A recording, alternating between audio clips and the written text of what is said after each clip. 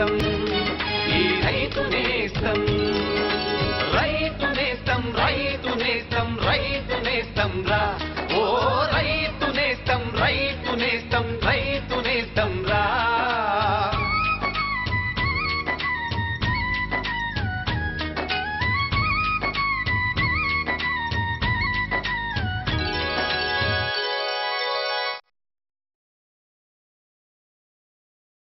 నమస్కారం. అహర్నిశలు శ్రమిస్తున్న రైతన్నకి వ్యవసాయ రంగంలో అలాగే వాటి అనుబంధ రంగాలలో ఉన్న నూతన ఒరబడిని, మెళకువలను, యాజమాన్య పద్ధతులను మరియు శాస్త్రీయ పరిజ్ఞానంను ఎప్పటికప్పుడు చేరవేస్తున్న ఈనాటి రైతు నేస్తం కార్యక్రమానికి స్వాగతం. రైతు నేస్తం కార్యక్రమంలోని ముఖ్యాంశాలు: ప్రొద్దుతిరుగుడు సాగులో మెళకువలు, దూడల నట్టల బెడద, వాటి నివారణ, పలు పంటలలో జీవ నియంత్రకాల ఉత్పత్తి, ఉపయోగాలు, గొర్రెలలో నీలినాలుక లక్షణాలు, చికిత్స, నివారణ చర్యలు. నూనె గింజల పంటలలో ప్రొద్దుతిరుగుడు ఒక ప్రత్యేకపు పంట. ఈ పంటను ఖరీఫ్ సమయంలో పండిస్తున్నప్పుడు రైతులు ఎటువంటి సాగు మెళకువలను పాటిస్తే దిగుబడిని మరియు నూనె శాతాన్ని అధికంగా చేయవచ్చో మనం ఇప్పుడు తెలుసుకుందాం. మన రాష్ట్రంలో ప్రొద్దుతిరుగుడు చాలా ముఖ్యమైన నూనె గింజల పంటగా ప్రాముఖ్యత సంతరించుకుంది. ఈ నూనెలలో పలు రకాల ఆమ్లాలు ఉండడం వల్ల నూనె శ్రేష్టంగా ఉంటుంది. వీటిని నూనెగానే కాకుండా వాణిజ్య పరిశ్రమలలో విరివిగా వాడుతున్నారు. ప్రొద్దుతిరుగుడు పంట ఎదుగుదల మరియు అధిక దిగుబడులను పొందాలంటే అధిక వర్షపాతం లేకుండా చూసుకోవాలి. నీటి పారుదల కింద అయితే ఈ పంటను సంవత్సరం పొడుగునా పండించవచ్చు. రబీ పంట దిగుబడి ఖరీఫ్ కంటే అధికంగా వస్తుంది. ప్రస్తుత సమయంలో ప్రొద్దుతిరుగుడు పంటను సాగు చేయవచ్చు. అలాగే నీరు నిల్వ ఉండని తటస్థ భూములైన ఎర్ర, చల్క, ఇసుక, రేగడి మరియు ఒండ్రు నేలలు దీని సాగుకు అనువైనవే. ఆమ్ల నేలలో ఈ ప్రొద్దుతిరుగుడు పంట అనుకూలంగా ఉండదు. ఈ ప్రొద్దుతిరుగుడు పంటను ఏక పంటగాను, మిశ్రమ పంటగాను వేసుకోవాలి. ప్రొద్దుతిరుగుడు సాగుకి భూమిని 4-5 సార్లు బాగా దున్ని మెత్తటి దుక్కుని తయారు చేయాలి. మధ్యస్థ మరియు బరువు నేలలైతే 1-2 సార్లు బ్లేడు సహాయంతో కలియదున్నాలి. ఆ తర్వాత చదును చేసి బోదలు ఏర్పరచుకోవాలి. విత్తనాన్ని నాటే ముందుగా విత్తన శుద్ధిని తప్పనిసరిగా చేయాలి.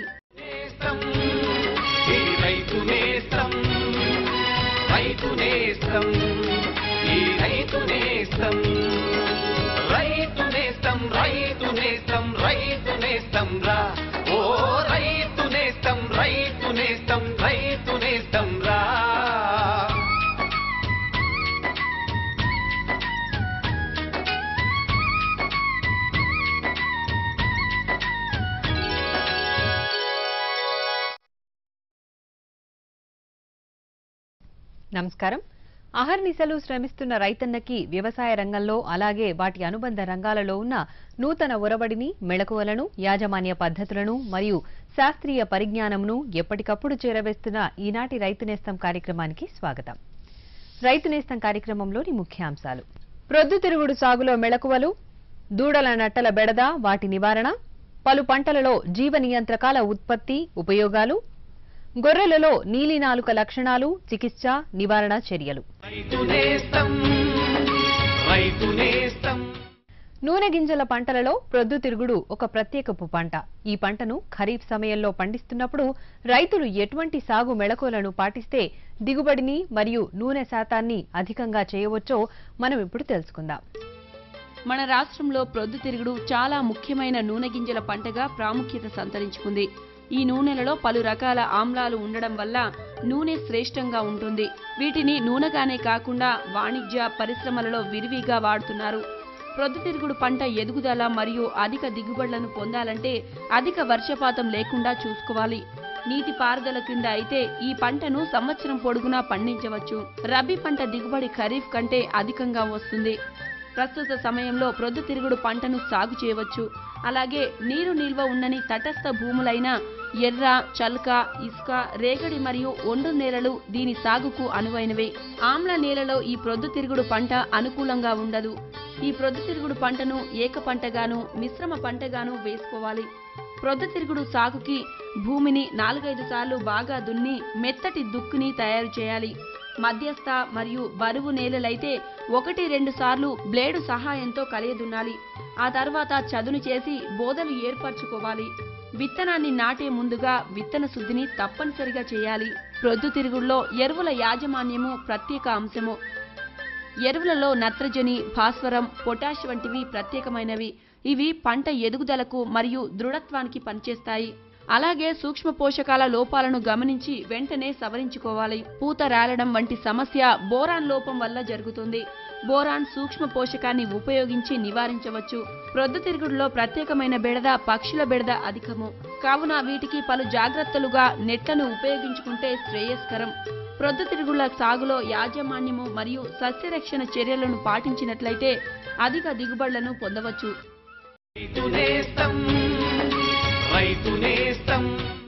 ఇదిగో ఇంకా చెప్పు. అంతే. అరే అదేమిటయ్యా, ఇంత కొంచెం రసాయనిక ఎరువా? పొలం పనులు మానేసావేంటి? పొలం పనులు కాదు, అమాయకత్వాన్ని వదిలేశాను. మట్టి పరీక్షలు జరిపించాను. ఏం లేదు, ఇప్పుడెంత అవసరమో అంతే ఎరువుని పొలంలో జల్లుతాం. రైతన్నలు ఈ రోజే మీ సమీపంలోని జిల్లా భూపరీక్ష ప్రయోగశాలలో మట్టి పరీక్షలు జరిపించండి. మట్టిలోని పోషక తత్వాలు, తేమ, మొక్కల అభివృద్ధిని దృష్టిలో పెట్టుకుని కావలసిన పోషక తత్వాల్ని జల్లండి. అన్నట్టు మట్టిలోని సల్ఫర్, జింక్, బోరోన్ వంటి సూక్ష్మ పోషక తత్వాల గురించి తెలుసుకోవడం మర్చిపోకండి. ఎరువు ఇంకా జైవిక ఎరువుల్ని సరిగ్గా వాడి నేలలోని ఉత్పాదక శక్తిని పెంపొందించండి. దిగుబడిని పెంచి ఖర్చుని తగ్గించండి. అమూల్యమైన విదేశీ ద్రవ్యాన్ని పొదుపు చేయడంలో సహకరించండి. అంతేకాదు, కొద్ది కొద్దిగా నత్రజనిని అందించే ఎరువులు అంటే వేపతో కూడిన యూరియాకి ప్రాధాన్యతనివ్వండి. ఆకుల మీద యూరియాని జల్లండి. అరే వా, నిజంగానే తెలివైన వాడు అయ్యావే. అధిక సమాచారానికి సంప్రదించండి జిల్లా వ్యవసాయ అధికారి లేదా కిసాన్ కాల్ సెంటర్. పాడి పశువులలో ఈనిక ప్రస్తుత కాలంలో అధికంగా జరుగుతుంది.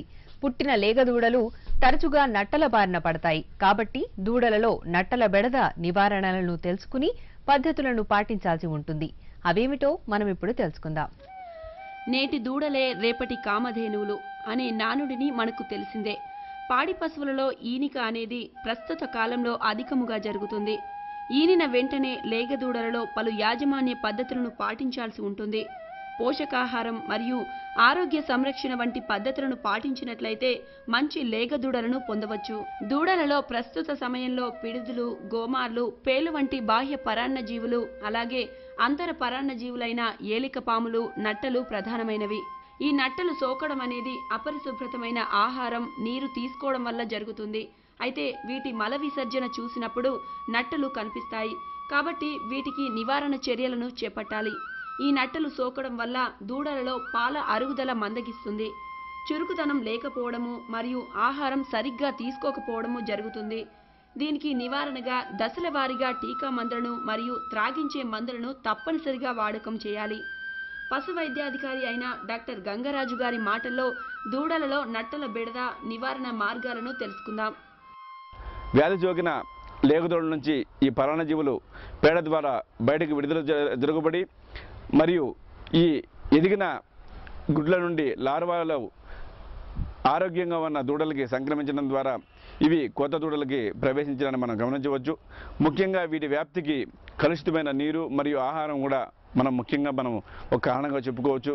కాబట్టి రైతులు ఆహారాన్ని కలుషితం లేకుండా చేసుకోవడం వల్ల ఈ యొక్క పరాన్నజీవుల వ్యాప్తిని మనం అరికట్టవచ్చు. ముఖ్యంగా ఒక్కొక్కసారి తల్లి గర్భం నుంచి కూడా ఎదుగుతున్న గర్భస్థ దూడకి ఈ వ్యాధిని సంక్రమించే చేసేదానికి అవకాశాలు ఎక్కువగా ఉన్నాయి. కాబట్టి తల్లి పశువులు 8 మాసాల చూడులో ఉన్నప్పుడు వాటికి నట్టల మందులు తాగించడం వల్ల ఈ యొక్క వ్యాప్తిని మనం అరికట్టవచ్చు. ముఖ్యంగా ఈ ఆస్కారిస్ పరాన్నజీవి గర్భస్థ శిశువుకి తల్లి యొక్క రక్తం నుండి ఇవి శరీరంలోకి ప్రవేశించడం ద్వారా పుట్టిన దూడకి మొదటి రోజు నుండే ఈ యొక్క పరాన్నజీవుల వ్యాధిని ఉధృతం చేసేదానికి ఎక్కువ అవకాశం ఉంది. కాబట్టి రైతులు గర్భంగా ఉన్న పశువులకి ఈ నట్టల మందు తాగించడం వల్ల పిల్లలకి ఈ వ్యాధి సోకకుండా మనం నివారించుకోవచ్చు. ముఖ్యంగా ఈ నట్టల వ్యాధి చేత బాధపడే లేగదూడలకి పుట్టిన 15 రోజుల లోపల మనము పైబర్జిన్ నడిపేటువంటి మందు ద్రావణాన్ని మనం ఉపయోగించడం వల్ల ఈ నట్టల్ని నివారించుకోవచ్చు. అంతేకాకుండా ఈ వ్యాధి నివారణ కోసం ఆల్బెండజోల్, ఫెన్బెండజోల్ వంటి మందులు కూడా మనము త్రాగించవచ్చు. ఈ మందుల్ని ఒక క్రమ పద్ధతిలో మొదటిసారిగా 15 రోజులకి, తర్వాత ప్రతి నెల మనము 3 నెలల వయసు వచ్చిన తాగించిన తర్వాత ప్రతి 6 నెలలకు ఒకసారి ఈ నట్టల మందు తాగించడం వల్ల దూడల యొక్క పరాన్నజీవుల వ్యాధిని మనము సమర్థవంతంగా నివారించుకోవచ్చు. ఇలా చేయని పక్షంలో దూడల యొక్క పెరుగుదల లోపించి అవి నీరసించి చనిపోవడానికి ఎక్కువ అవకాశం ఉన్నది. ముఖ్యంగా ఈ బాహ్య పరాన్నజీవుల నివారణ కోసము శరీరం పైన మందు ద్రావణాన్ని మనము పిచికారీ చేసినట్లయితే వాటిని నివారించుకోవచ్చు. ముఖ్యంగా ఈ పిడిదులు, గోమార్లు, మిన్నెలు వాటి కోసం బ్యూటాక్స్ వంటి మందు ద్రావణాన్ని మనము 1 లీటర్ నీటికి 2 మిల్లీలీటర్ల వంతున మందు ద్రావాన్ని మనము మిశ్రమం తయారు చేసుకొని దాన్ని శరీరం పైన పిచికారీ చేసినట్లయితే ఈ యొక్క బాహ్య పరాన్నజీవుల్ని నివారించుకోవచ్చు. కాబట్టి రైతులు వ్యాధితో బాధపడుతున్న పశువులకి నెలకు ఒకసారి లేదా ప్రతి 3 నెలలకు ఒకసారి ఈ యొక్క బాహ్య పరాన్నజీవుల నివారణ కోసం శరీరాన్ని మందు ద్రావణంతో పిచికారీ చేయడం కానీ, లేదా తక్కువ పశువులు ఉన్నట్లయితే వాటిని ఒక మందు ద్రావణాన్ని ఒక స్పాంజ్ వంటి పదార్థంతో మనము దాన్ని రుద్దడం వల్ల కూడా శరీరం పైన ఈ మందుని వ్యాప్తి చేసి వాటి యొక్క నివారణకు మనము తోడ్పడవచ్చు. ఇలా లేని పక్షంలో ఎక్కువ ఉన్న పశువులకి మనము పిచికారీ చేయించడం వల్ల కూడా వాటిని సులభంగా నివారించుకోవచ్చు. ఈ విధంగా దూడలలో ఆరోగ్య సంరక్షణ విషయంలో పలు జాగ్రత్తలను పాటిస్తే సరియగు యాజమాన్య పద్ధతులను చేపట్టినట్లయితే ఆరోగ్యమైన లేగ దూడలను పొందవచ్చు. రైతు నేస్తం, రైతు నేస్తం. అమ్మా అన్నం పెట్టవా? కాసేపు ఆగమ్మా, పప్పు ఇంకా ఉడకలేదు. ఇంకా దిగులక్కర్లేదే, ఇక పప్పు చక్కగా ఉడుకుతుంది. అర్థం కాలా? ఇప్పుడు ఎన్ఎఫ్ఎస్ఎం కింద పప్పు దినుసుల దిగుబడి పెంచే పద్ధతులను తెలిపే 1000 ప్రాంతాలను ఎంపిక చేశారు. అందులో మన ప్రాంతం కూడా ఉంది.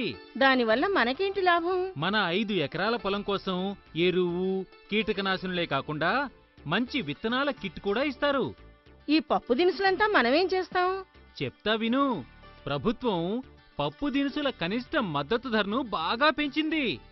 ఇంకా వాటి కొనుగోలుకు కూడా అన్ని ఏర్పాట్లు చేసింది. దానివల్ల ఆదాయం పెరుగుతుంది.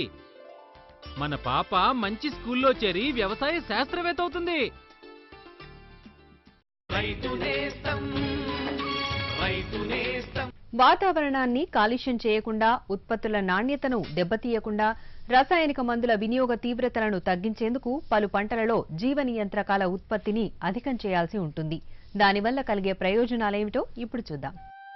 వివిధ పంటలకి అనేక రకపు వ్యాధికారకాలైన కీటకాలు ఆశించి తీవ్ర నష్టానికి గురిచేస్తాయి. ఈ శత్రుపురుగుల నివారణకు మిత్ర పురుగుల సంతతి అవసరము. హానికరమైన పురుగుల సంఖ్య కన్నా ఈ మిత్ర పురుగుల సంఖ్యను అధికముగా చేసి దిగుబడులను పెంపొందించేలా చేయాలి. అందుకే ఈ జీవ నియంత్రకాల ఉత్పత్తిని అధికము చేయాల్సి ఉంటుంది. నేడు వినియోగిస్తున్న పురుగు మందుల వల్ల పురుగులు సైతము రోగ నిరోధక శక్తిని పెంపొందించుకొని పంట నష్టాన్ని తీవ్రతరం చేస్తుంది.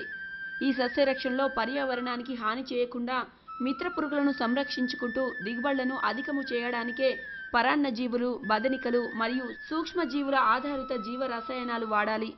ట్రైకోగ్రామా అనే గుడ్డు పరాన్నజీవి, బ్యాక్టీరియా సంబంధిత సూక్ష్మజీవులు మరియు బదనికలు పొలంలో ఉంచి నిర్ణీత సమయంలో అధికము చేసి ఆయా పంటలకి ఆశించే పురుగులను నివారణ చేసుకోవాలి. వివిధ పంటలకి ఏ రకమైన జీవ నియంత్రకాలను రూపొందించుకోవాలి, అలాగే వాటి ఉత్పత్తి మరియు ఉపయోగాల వంటి పలు అంశాల గురించి జీవ నియంత్రణ ప్రయోగశాల విభాగంలో ప్రధాన శాస్త్రవేత్తగా పనిచేస్తున్న డాక్టర్ ఎస్జే రెహమాన్ మాటల్లో తెలుసుకుందాం. ముఖ్యంగా మనం గమనించాల్సిన విషయం ఏంటంటే, మన పంట పొలాలలో ఇప్పటికీ కూడా మంచి మోతాదులో బదనికలు ఏవైతే ఉన్నాయో వాటిని సమర్థవంతంగా కొన్ని చర్యల ద్వారా సంరక్షించుకోవటం ద్వారా మనం ఏదైతే ఉందో వాటి వలన లాభాలను పొందవచ్చు. ఈ సంరక్షణ చర్యలు కనుక సమయానికి చేపట్టకపోతే మనం ఈ బదనికల సంతతి ఏదైతే ఉందో మన పంట పొలాల్లో అంతరించిపోయి క్రమేపీ మనం రసాయనిక పురుగు మందుల మీద ఎక్కువ ఆధారపడాల్సిన అవసరం, ప్రమాదం ఉంటుంది. ఈ రకంగా మనం సంరక్షణ చర్యలు చూసుకున్నట్టయితే మనం ముఖ్యంగా అది బదనిక ఏదైనా కావచ్చు, అల్లిక రెక్కల పురుగు కావచ్చు, డైఫాయిఫిడ్వోరా కావచ్చు, అదే రకంగా అక్షింతల పురుగు కావచ్చు, వీటన్నిటిని మనం చూసుకున్నప్పుడు ముఖ్యమైన సంరక్షణ చర్య ఏంటంటే మనం విచ్చలవిడితనంగా రసాయనిక పురుగు మందులను మన పంట పొలాల్లో కొట్టకూడదు. వాటిల్లో మనం ముఖ్యంగా రైతు సోదరులు గమనించాల్సింది ఒక మోతాదు ప్రకారము, ఒక ప్రణాళిక ప్రకారము పురుగు ఉన్నా లేకున్నా కూడా మన రసాయనిక పురుగు మందులు జోలికి పోకుండా, ఆ రకంగా కాకుండా మన లింగాకర్షక బుట్టలు ఏవైతే ఉన్నాయో పంట పొలాల్లో పెట్టుకుని ఆ లింగాకర్షక బుట్టల్లో వారానికి 7 కంటే ఎక్కువ రెక్కజాతి పురుగు గనక పట్టం గనక మనం గమనించినట్లయితే అటువంటి సమయంలోనే మనం ఏదైతే ఉందో సస్యరక్షణ చర్యలు చేపట్టాలి. వాటికంటే తక్కువ పరిమాణంలో లెక్కజాతి పురుగు మనకు ఉన్నప్పుడు మనం ఏదైతే రసాయనిక పురుగు మందుల వాడకం అవసరం లేదు కాబట్టి వాటిని తగ్గించుకుంటూ ఈ రసాయనిక పురుగు మందులు వాడకపోవటం వలన బదనికలు ఏవైతే ఉన్నాయో అవి సంరక్షించబడి తద్వారా వాటి వలన జరిగే లాభాన్ని మనం పొందవచ్చు. రెండవది మనం ముఖ్యంగా చూడాల్సింది సంరక్షణ పరంగా చూసుకున్నప్పుడు మనకు వీలైనంత వరకు మన పంట పొలాల్లో అంతర పంటలు వేసుకోవటం ద్వారా కానివ్వండి, అదే రకంగా రక్షక పంటలు వేసుకోవటం ద్వారా కానివ్వండి, మనం ఏదైతే ఉన్నదో ఈ బదనికలకి ఒక స్థానం అంటూ కల్పించడం జరుగుతుంది. రైతు సోదరులు ముఖ్యంగా గమనించాల్సిన విషయం ఏంటంటే వీలైనంత వరకు మన బదనికలు ఎక్కడ ఉంటాయి. ఉదాహరణకు మనం తీసుకున్నట్లయితే మన వరి వంటి పంట కానీ పత్తి వంట పంట కానీ తీసుకున్నప్పుడు వరిలో అయితే సుమారు 2 వంతుల వరకు మనం ఏదైతే బదనికల ప్రజాతులు మనం చూడటం జరిగింది.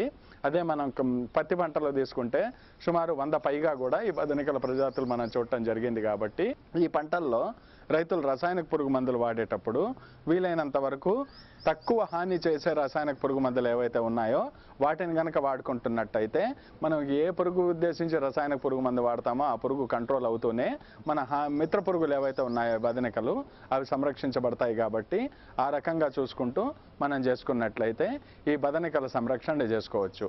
అదే రకంగా మనం పురుగు మందుల వాడకం తగ్గించుకోవటం, అవసరమైతే తప్ప పురుగు మందులు వాడకపోవటం, అదే రకంగా మన అంతర పంటలు లాంటివి వేసుకుని క్రాప్ హ్యాబిటాట్ మేనేజ్మెంట్ అంటే మనకు బదనికలకి పంట పొలాల్లో కావాల్సిన పరిస్థితులు కల్పించడం ద్వారా వాటి సంతతి పెంపొందించబడి తద్వారా అవి ఏవైతే ఉన్నాయో వివిధ పంటల్లో మన రసం పీల్చే పురుగుల ఉధృతిని తమంత తాము సహజ సిద్ధంగా చంపుతాయి. కాబట్టి వాటికి అయ్యే ఖర్చు కూడా రైతు సోదరులు ఆదా చేసుకుంటూ ఈ రకంగా సమర్థవంతంగా బదనికల సంరక్షణ చేసుకుంటూ బదనికల ద్వారా లాభాన్ని పొందుతూ వాటిని జీవ నియంత్రణ పద్ధతుల్లో ఒక అంశంగా పొందుపరుచుకుంటూ వీలైనంత వరకు పురుగు మందుల అవశేషాలు లేని మంచి నాణ్యత గల ఉత్పత్తులను పొందవచ్చు. ఈ విధంగా పంటలకి అనుకూలంగా జీవ నియంత్రకాలను ఉత్పత్తి చేసి వాటి సంతతిని పెంపొందించి దిగుబడులను అధికము చేసుకోవచ్చు, పెట్టుబడి ఖర్చు తగ్గించవచ్చు. రైతు నేస్తం, రైతు నేస్తం.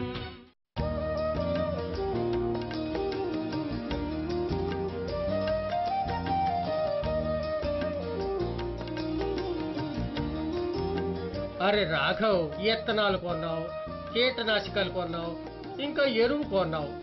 వీటన్నిటికీ డబ్బు ఎక్కడి నుంచి వచ్చింది? గోపాల్, ఇప్పుడు డబ్బు గురించి ఎందుకురా దిగులు? నా దగ్గర ఇప్పుడు కిసాన్ క్రెడిట్ కార్డు ఉంది. కార్డా? ఇదేమిటి? ఏంటా, ఇది బ్యాంకు నుండి దొరుకుతుంది. ఈ కార్డుతో ఒక పరిమితి వరకు మన పొలానికి ఏమేం సామాన్లు కావాలో అంటే ఎరువులు, కీటనాశకాలు, డీజిల్ ఇవన్నీ కొనొచ్చు. అప్పు గురించి ఎదురు చూడక్కర్లేదు. అట్టగా నాకు కూడా ఒక కార్డు ఇప్పించు.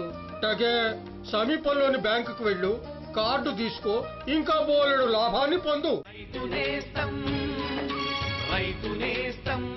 జీవాలకు ప్రస్తుత కాలంలో అనేక రకాల వ్యాధులతో పాటుగా నీలినాలుక వ్యాధి కూడా సోకుతుంది. వ్యాధి సంబంధిత లక్షణాలు, చికిత్స ఎలా చేయాలి అనే విషయాలను మనం ఇప్పుడు తెలుసుకుందాం. జీవాలకు వర్షాకాలంలో పలు రకాల వ్యాధులు సంభవిస్తాయి.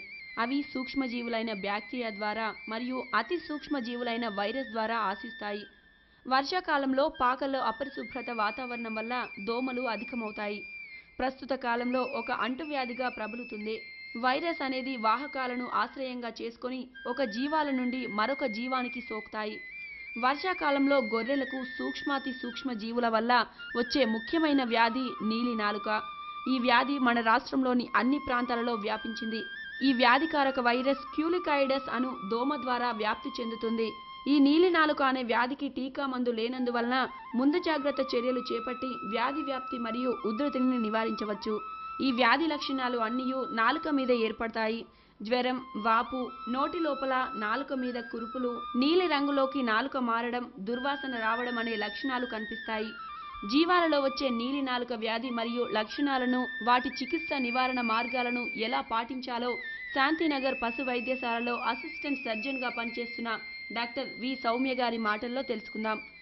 ఈ వైరస్ గొర్రెల్లో ప్రవేశించిన 4 నుండి 6 రోజుల్లోపు వ్యాధి లక్షణాలు బయటపడతాయి. వ్యాధి లక్షణాలు ముఖ్యంగా ఎక్కువ ఉష్ణోగ్రతలతో కూడిన జ్వరము, నోటి లోపల ముక్కు లోపల చర్మం ఎర్రగా మారడము, తరువాత నోటి లోపల పెదవుల నాలుకకి ఇరువైపులా పెదవి లోపల పొక్కులు ఏర్పడతాయి. ఇవి మొదట ఎర్రగా ఉండి తర్వాత నీలిరంగులోకి మారుతాయి. దీనివల్ల నాలుక నీలిరంగులో ఉన్నట్టు కనిపిస్తుంది. అందుకని ఈ వ్యాధిని నీలినాలుక వ్యాధి అంటారు. ప్రధానంగా ఈ వ్యాధి ద్వారా కలిగే నష్టాలు మేత మేయలేక అవి సరిగ్గా పెరగలేవు. దీనివల్ల వాటిలో పెరుగుదల బరువు సరిగ్గా ఉండదు. అంతేకాకుండా పునరుత్పత్తి సామర్థ్యం తగ్గిపోతుంది. ఒకవేళ వ్యాధి నుండి కోలుకున్నప్పటికీ అవి తిరిగి మొదటి దశకు చేరుకోలేవు. అంతేకాకుండా ఉన్ని ఊడిపోవడం వంటివి ప్రధాన నష్టాలుగా చెప్పవచ్చు.